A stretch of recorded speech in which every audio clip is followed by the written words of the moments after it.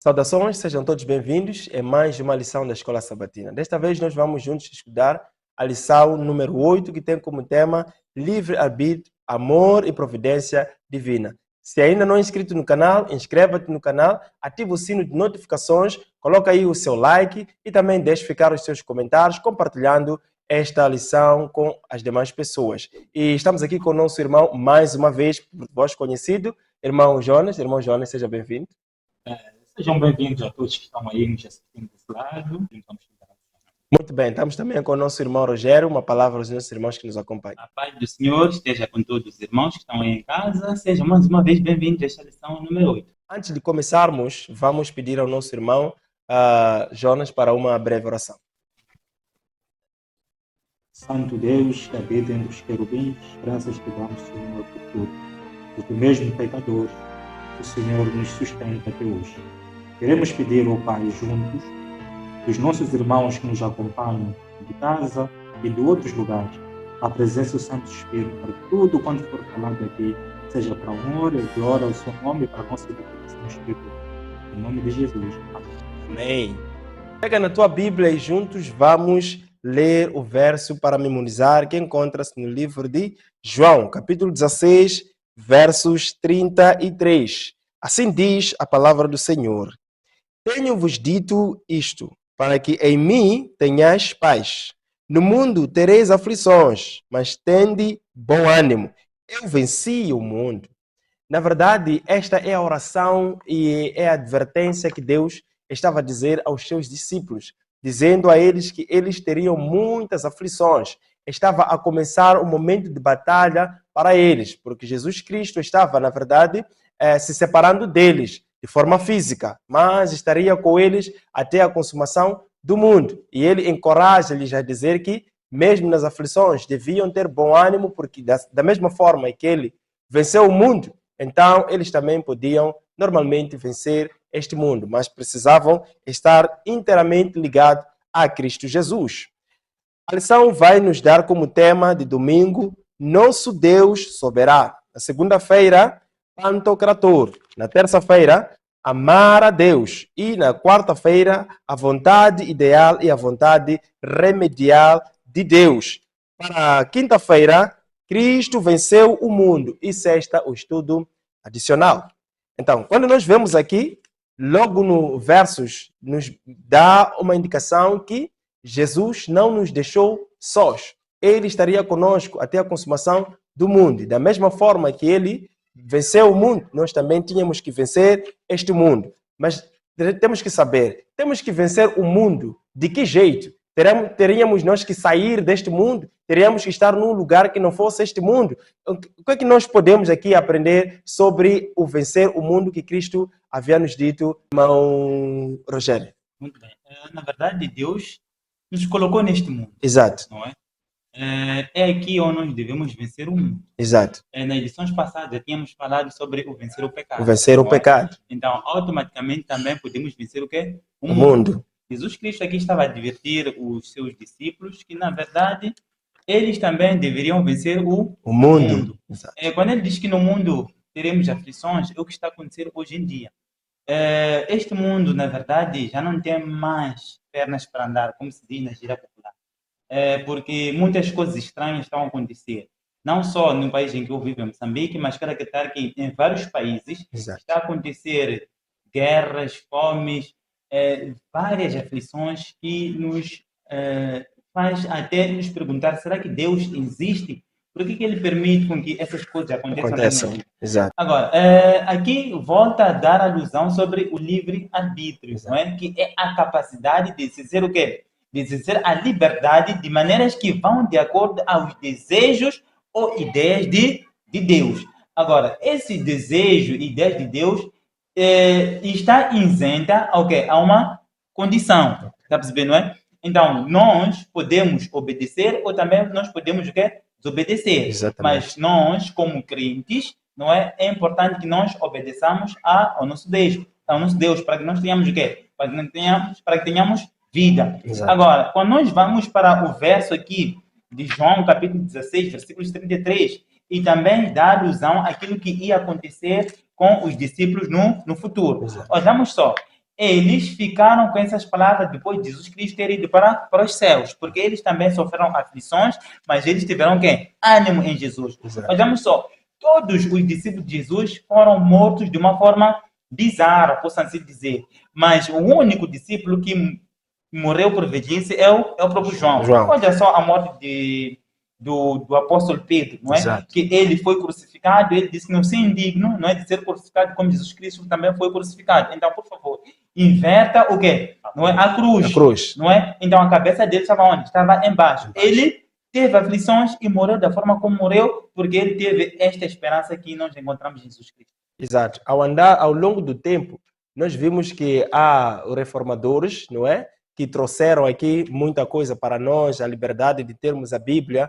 Então, nós encontramos aqui pessoas que tiveram que entregar a sua própria vida.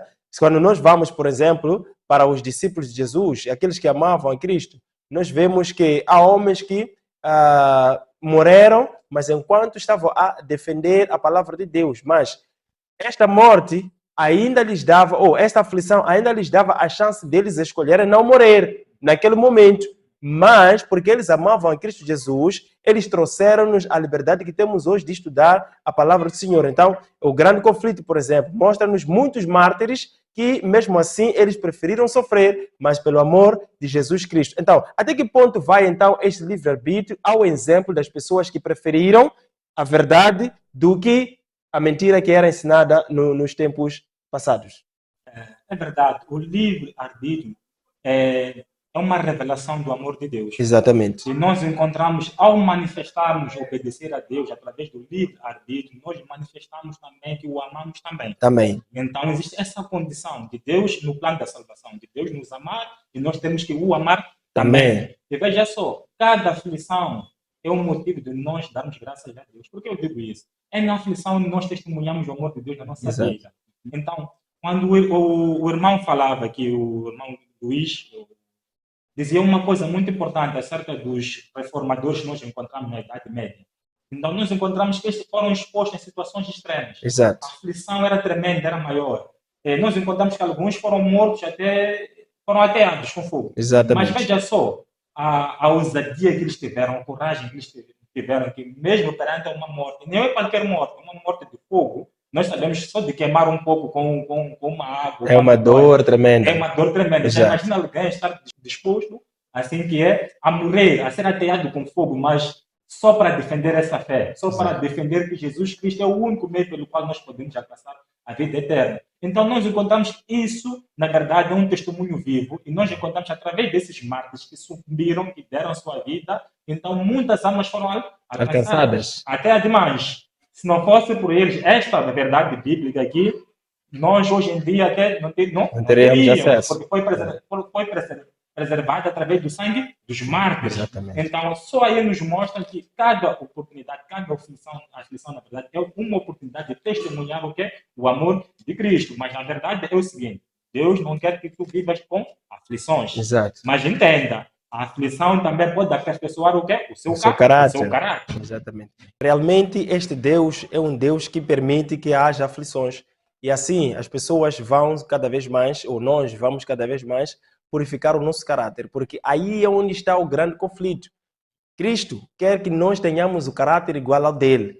Mas existe uma outra força opressora que nos puxa para termos caráter igual ao dele. E este é o próprio inimigo. Mas nós sabemos que o nosso Deus é soberano. Este Deus é um Deus de amor e ele permite que nós escolhamos entre o bem e o mal. Mas sabemos, ele é claro em todo momento em mostrar quais são as consequências de escolher o mal e também os benefícios que temos de escolher o bem. Então, mesmo sendo soberano, ele respeita esta parte da liberdade de escolha. Agora, imagine que nós estejamos numa situação de perdermos os nossos entes queridos. Isto tudo é, na verdade, resultado do pecado. O pecado é que nos leva à morte. Mas a fé que nós temos em Cristo Jesus nos dá uma esperança de uma vida melhor. Agora, como entender uma situação de um Deus soberano, mas ele ainda permite que a coisa que a gente mais gosta, por vezes, temos que perder?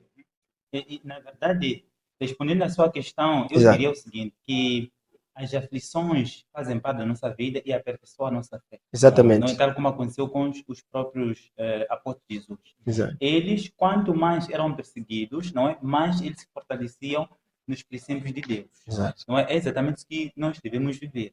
Na verdade, quando temos as aflições na nossa vida, devemos ficar felizes, não tristes. Exato. Não é? Parece um paradoxo aqui, mas devemos ficar o quê? Felizes. Não é? Por quê? Porque essas aflições fazem parte do quê? Da nossa vida, vão fortificar a nossa fé. Podemos ir até um exemplo de Jó. O que terá acontecido com Jó? Teve o quê? Teve várias aflições na sua vida, mas em nenhum momento ele se desviou de Deus. De Deus. Então, isso é muito importante para nós. Mas atenção, queridos irmãos.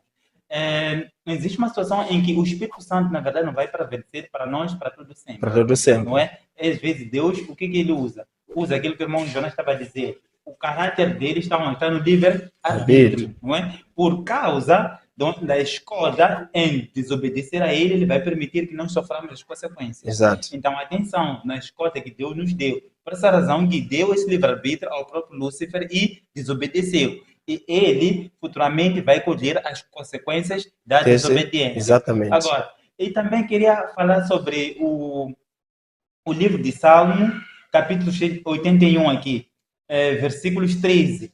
Aqui ele dá exemplo de Israel. Jesus Cristo diz as seguintes palavras, o próprio Deus diz: ah, Jerusalém, não é? Se andasse nos meus caminhos, eu derrotaria o quê? Os seus inimigos. Exatamente. Mas olha só, o que aconteceu com Israel? Ele desobedeceu e sofreu as suas consequências. Não é? Nós, hoje em dia, estamos a sofrer as consequências por causa da desobediência. E não só, no livro de Isaías, versículos 30 a 15, ainda diz o seguinte: se nos arrependermos, não é? Nós teremos o quê? Descanso e a salvação está em o quê? Estará em vocês. Exato. Então, devemos nos arrepender para que haja salvação em nós, não é? Exato. E depois no Lucas, capítulos 13, versículos 34, voltamos ao livro de Mateus, que nós falamos aqui há 2 semanas atrás, que fala sobre Jerusalém, que mata o quê? Os profetas. Nós encontramos aqui, bem estampado aqui na própria lição. O que está acontecendo com Jerusalém? Jerusalém está onde? Não é? É o templo de Deus. Exato. Em que mata os profetas estão onde? Estão dentro da nossa denominação religiosa. Exatamente. Muitas das vezes encontramos pessoas que falam sobre a mensagem presente, essas pessoas acabam sendo perseguidas dentro de onde? Da denominação. Exatamente. Então Jesus Cristo nos leva a pensar naquilo que está acontecendo dentro da nossa denominação. Não podemos ir para fora, mas sim temos que aprender dentro da denominação. Muito bem. Realmente, quando nós estávamos a estudar a lição anterior, nós mencionamos, por exemplo, a característica da igreja, a última igreja, que é a igreja de Laodiceia. Temos que aceitar, irmão que faz parte da igreja adventista, tem que aceitar que esta é a igreja laodiceana, a igreja que não é nem quente, nem fria, mas precisa se definir. No final, irá se definir. Então, eu e tu temos que ter esta atenção de nos definir de que lado nós estamos. Muitas pessoas sabem, assim como também nós, que Deus é soberano. Mas o que acontece é que alguns pensam que ele, sendo soberano, ele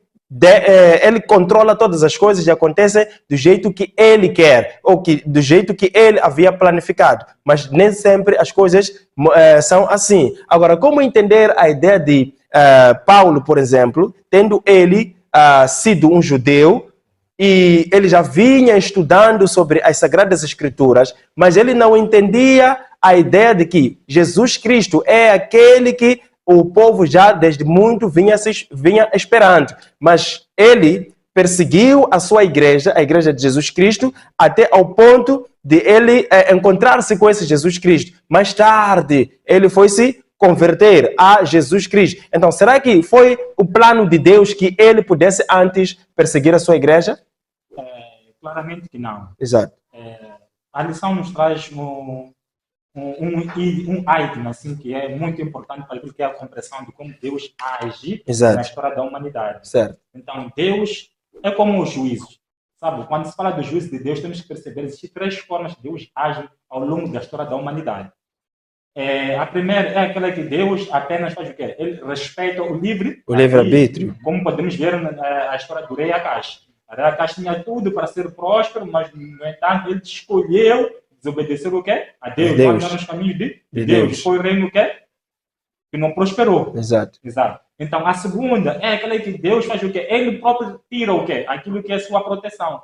Onde podemos encontrar um livro também, no livro de Jó, na história de Jó, conforme o irmão Massim bem referenciou. Exato. O Jó era uma pessoa temente a Deus, mas por causa do diabo, que queria criar sementes ou contendas lá no céu, dizendo que Jó tinha tudo para obedecer a Deus, porque Deus havia lhe abençoado. Exato. Então, Deus tirou o quê? A sua proteção, e o diabo o quê? Permitiu, neste caso, que o diabo fizesse tudo quanto ele pudesse, mas deixou uma restrição, que não lhe ferisse de morte. Então, o que aconteceu durante aquela aflição? Ele mostrou o seu livre arbítrio. Mostrou que, independentemente das circunstâncias, de tudo quanto lhe acontecia, ele havia escolhido o Deus para lhe adorar por toda a vida. Exatamente. E assim aconteceu. E a outra é quando Deus executa o quê? Os seus próprios juízos, onde nós podemos ver na história também de Sodoma e Gomorra. Exato. Que Cristo próprio desceu com os seus 2 anjos destruidores, então destruíram o quê? Aquelas cidades.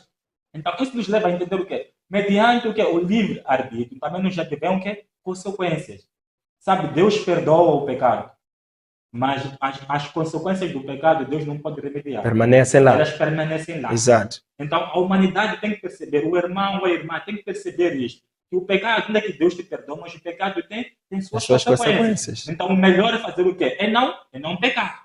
Exato. É evitar o pecado. O perdão é bom, mas as consequências do pecado são o quê?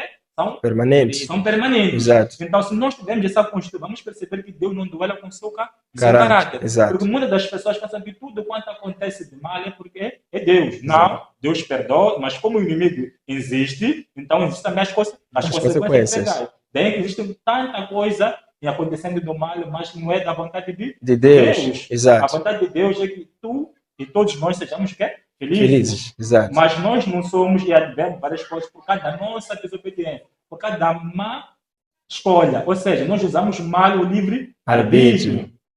Vejamos só para terminar. É comum, sempre quando alguém perde a vida, dizer que Deus levou. Mas será essa uma verdade?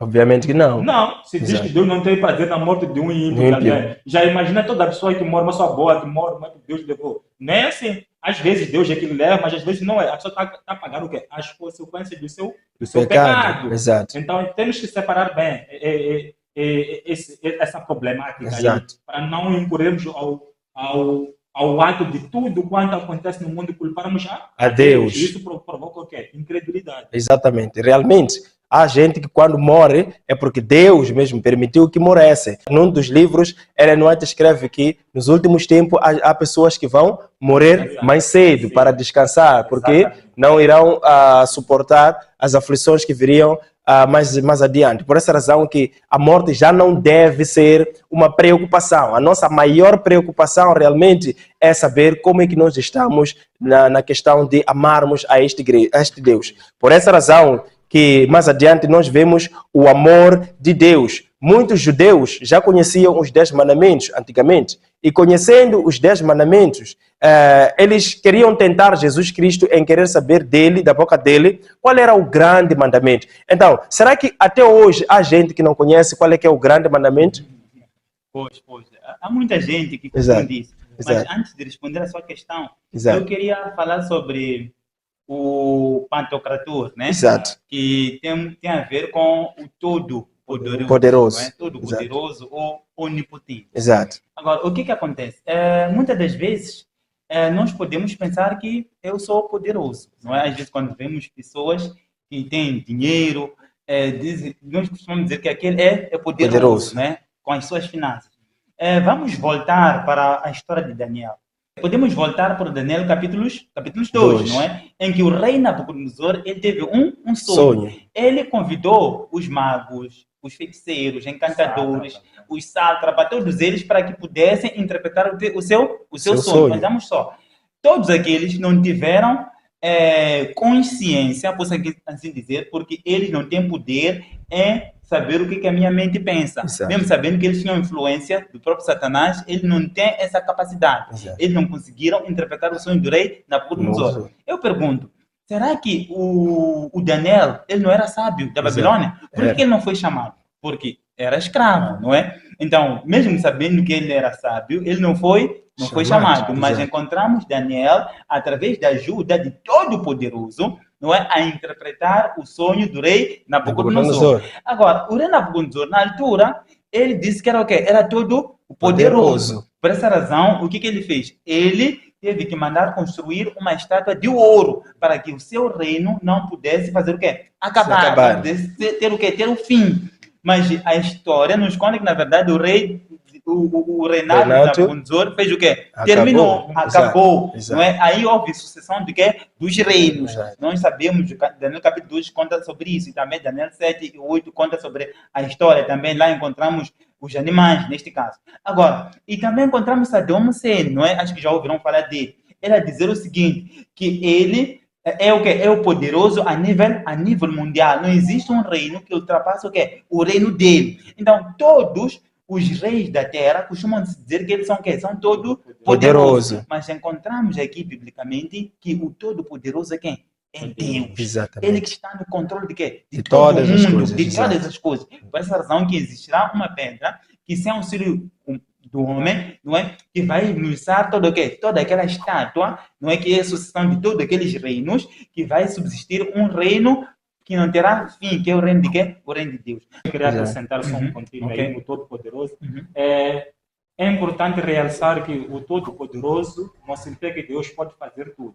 Contra ele não está a jogar com os pauzinhos. Exatamente. Exato. Ele, mesmo sendo todo-poderoso, ele não duela com o seu caráter. Exato. Então, tudo aquilo que não vai de acordo com o seu caráter, não pode fazer. No entanto, em Cristo, nós encontramos quando estava lá no jardim do Getsemane, então ele orou, Pai, se é possível, passe de mim esse caso. Mas passou? Não era o quê? A vontade. Mas ele não tinha poder para fazer aquilo.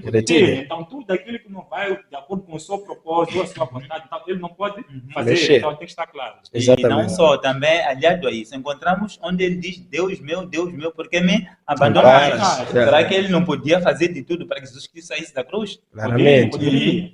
Então, aí mostra-nos realmente que as consequências do pecado, elas permanecem, né? É por essa razão que Jesus Cristo veio morrer. Só para ressaltar que, mesmo quando nós formos ao céu, nós havemos de ver algum sinal no corpo de Jesus da cruz do Calvário, não é isso, irmãos?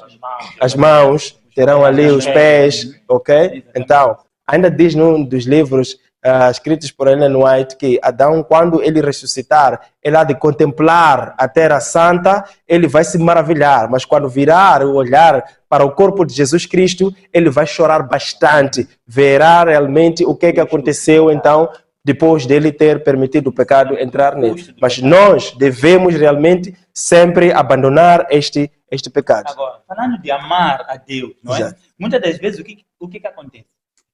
Disse que os 10 mandamentos foram abolidos, não é? E temos simplesmente uns 2 mandamentos, que é amar a Deus e amar o que é o seu próximo. Eu pergunto, não são os 10 mandamentos simplificados em 2?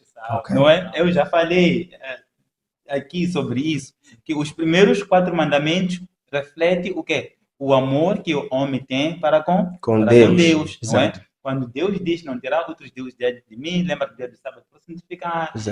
Esse é um amor vertical que o homem tem para com Deus. E depois temos amar o próximo.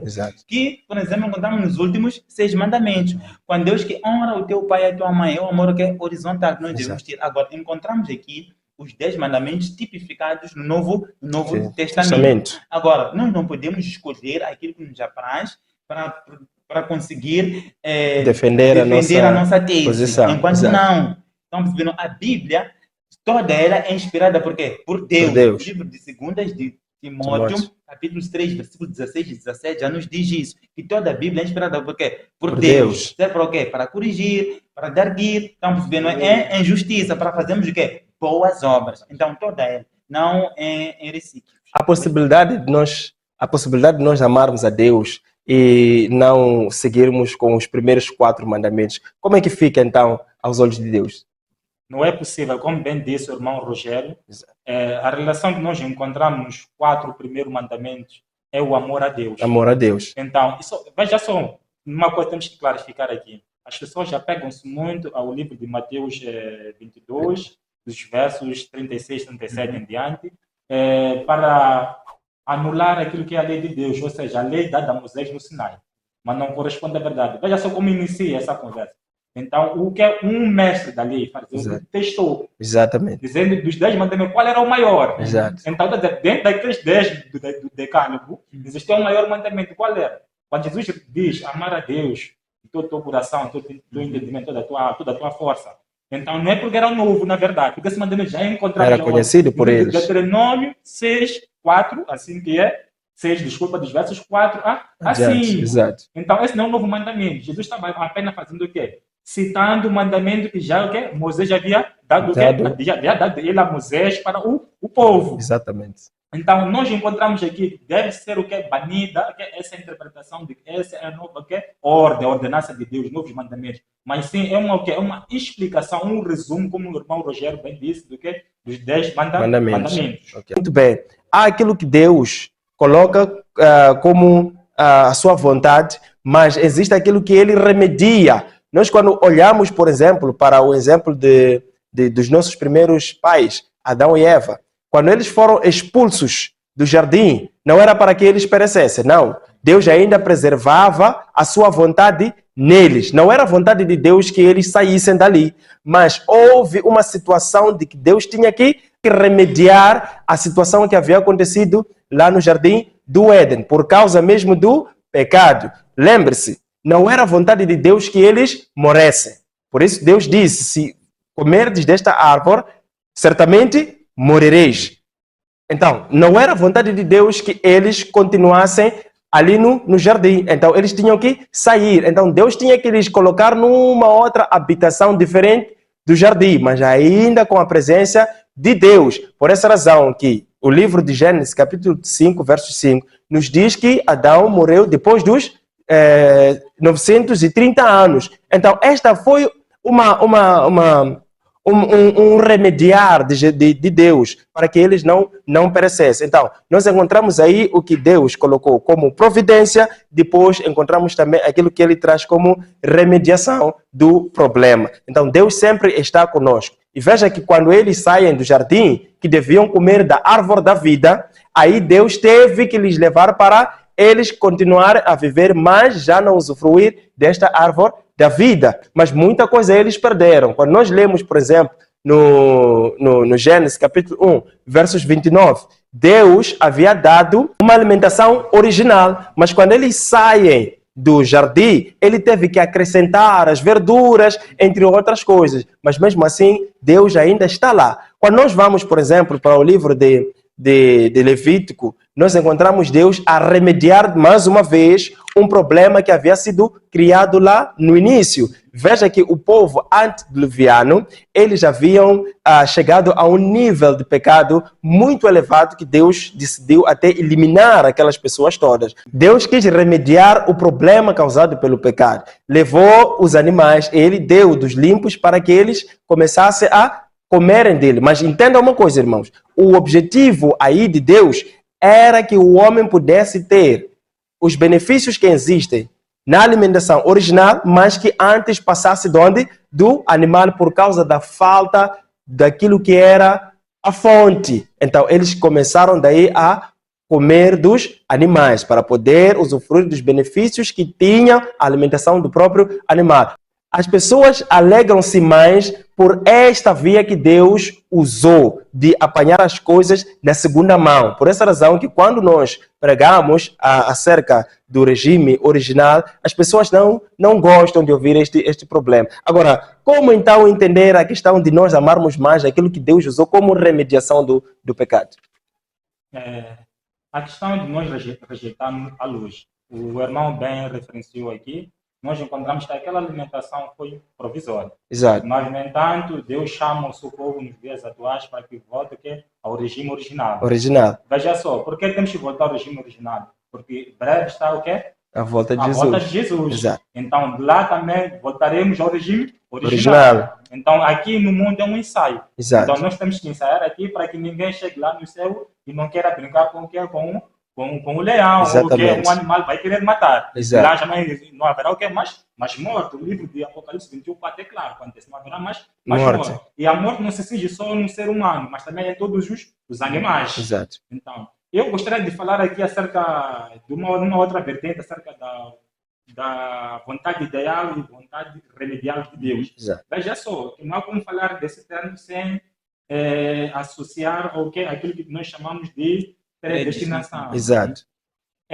Existem três termos aqui que eu gostaria de ter, ou três interpretações quanto a isso. É verdade que muitos acreditam que todos nós fomos predestinados à salvação, ou outros dizem que não. Se já que Adão e Eva caíram, Deus os predestinou para que caíssem.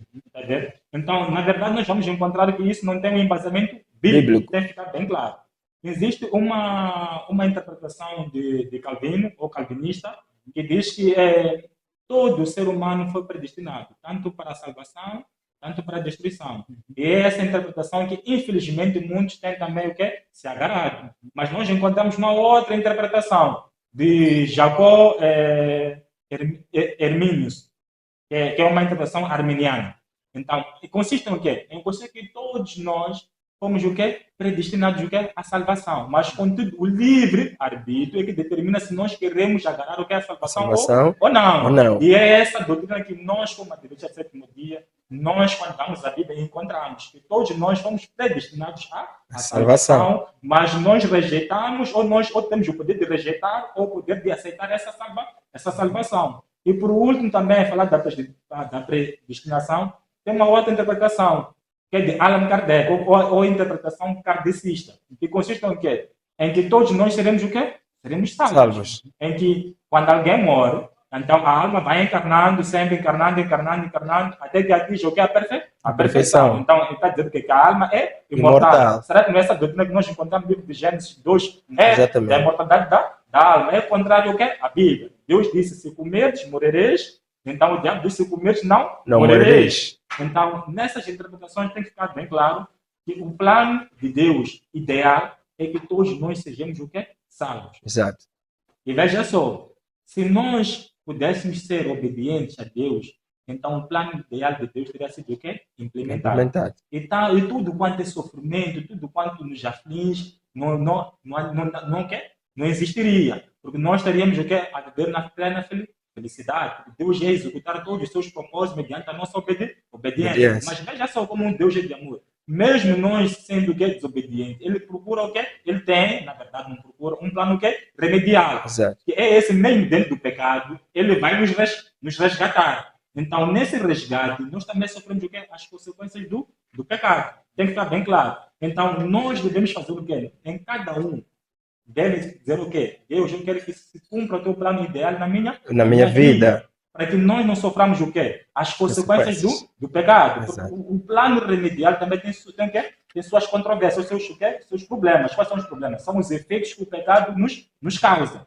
Então, aqui fica bem patente nessa lição que muito do que tem acontecido é porque Deus tem usado muitas das vezes o plano remedial, não o plano ideal.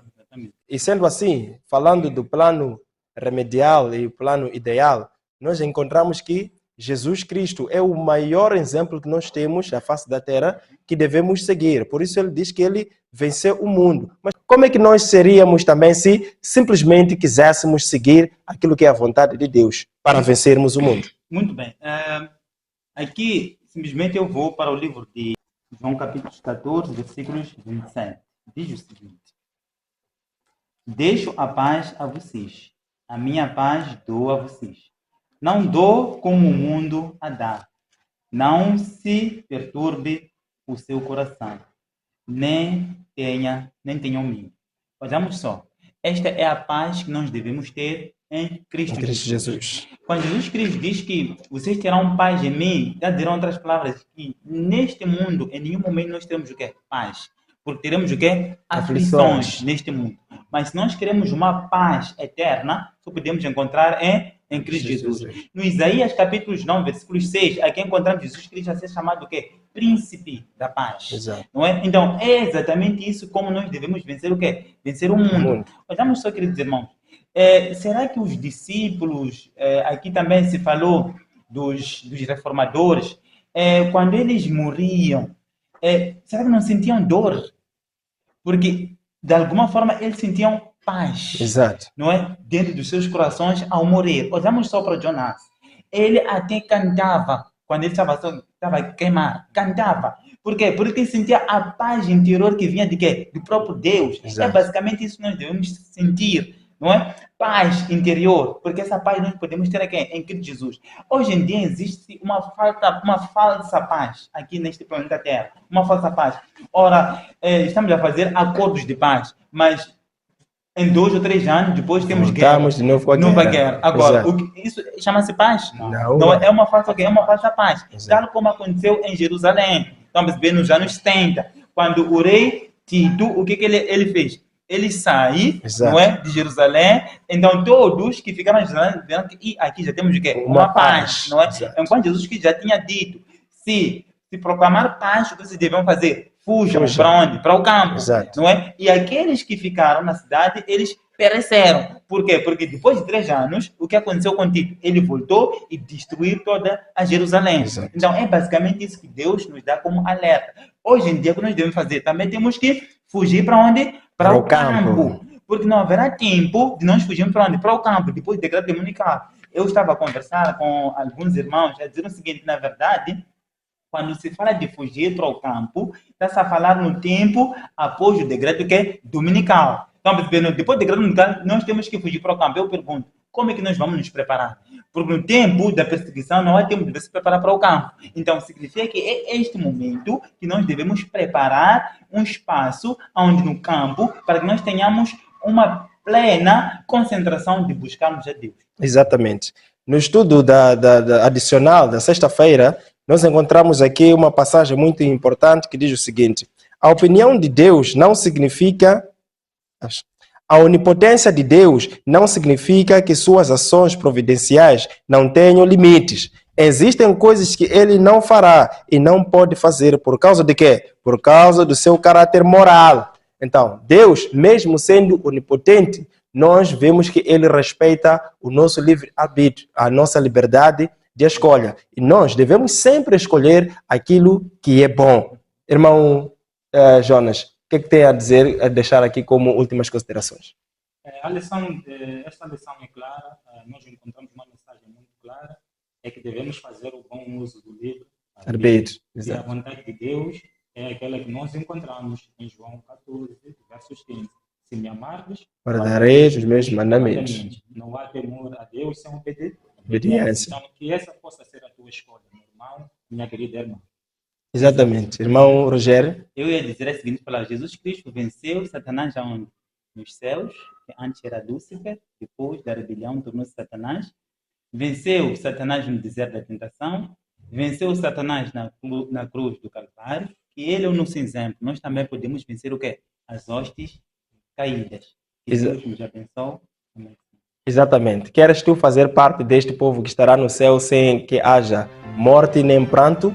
Então siga Jesus Cristo, aceite a salvação dele, aceite que seu sangue é suficiente para poder te salvar. Desta forma queremos pedir aí ao irmão, se ainda não é inscrito, inscreva-te no canal, ative o sino de notificações, compartilha este vídeo com as demais pessoas, deixe também ficar os seus comentários que são muito importantes. Nós desta forma queremos despedir e o nosso encontro está marcado para a próxima semana. Que Deus fique convosco e até lá.